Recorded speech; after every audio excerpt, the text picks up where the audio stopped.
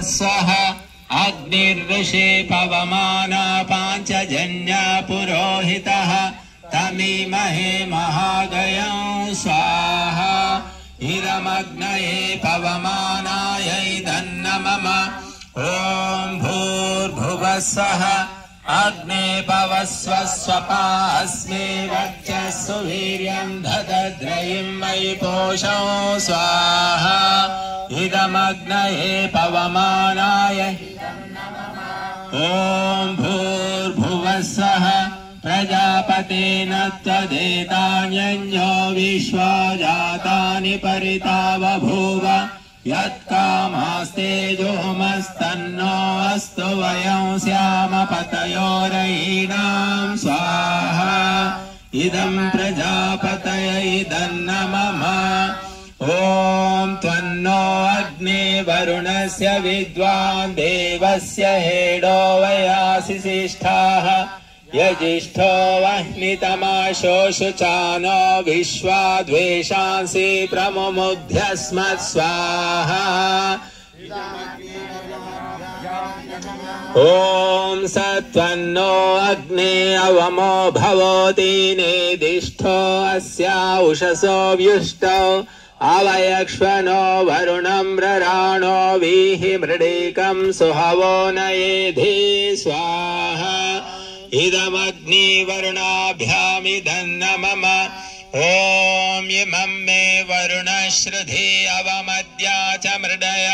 त्वामवस्युराचके स्वाहा इदं वरुणाय इदन्नमम ॐ तत्त्वायामि ब्रह्मणा वन्दमानस्तदा शास्ते यजमानो हविर्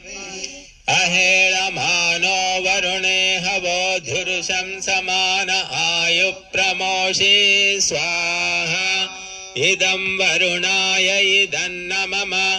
ॐ ये देशतं वरुणये सहस्रं यज्ञियाः भाषा विततामान् तेभिर्नो अद्य सवितोद विष्णोर्विश्वे मुञ्चन्तु मरुता स्वर्गाः स्वाहा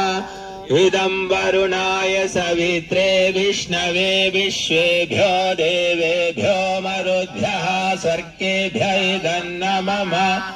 ॐ मयाश्चाग्नेयस्य नभिषस्ति वाश्च सत्यमित्वमयासि अयानो यज्ञं वहास्य यानो धेहि भेषजं स्वाहा इदमग्नये अयसे इदन्नमम ॐ बुधुत्तमं वरुणपाशमस्मदवाधमं विमध्यमं श्रद्धाय अधावयमादित्यव्रते तवानागसोदिते स्याम स्वाहा इदं वरुणायादित्याय ॐ भवतन्नः समनसो सचेतसा वरेपसो मायज्ञं हिंसिष्टौ मायज्ञवतिं जातवेदसौ शिवो भवतमर्जनः स्वाहा इदं जातवेदोभ्याम् ॐ सूर्यो ज्योतिर् ॐ अग्निर्ज्योतिर्ज्योतिरग्निः स्वाहा ॐ अग्निर्वचो ज्योतिर्वच स्वाहा ॐ स्वाहा ॐ सजोर्देवेन सवित्रा सजोरात्रेन्द्रवत्याजुषाणो अग्निर्वेदो स्वाहा ॐ भूरग्नये प्राणाय स्वाहा ॐ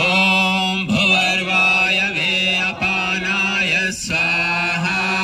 इदं वायवे अपानाय इदन्नमम ॐ स्वरादित्याय व्यानाय स्वाहा इदमादित्याय व्यानाय ॐ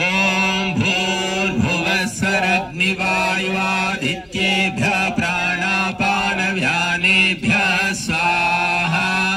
इदमग्निवायुवादि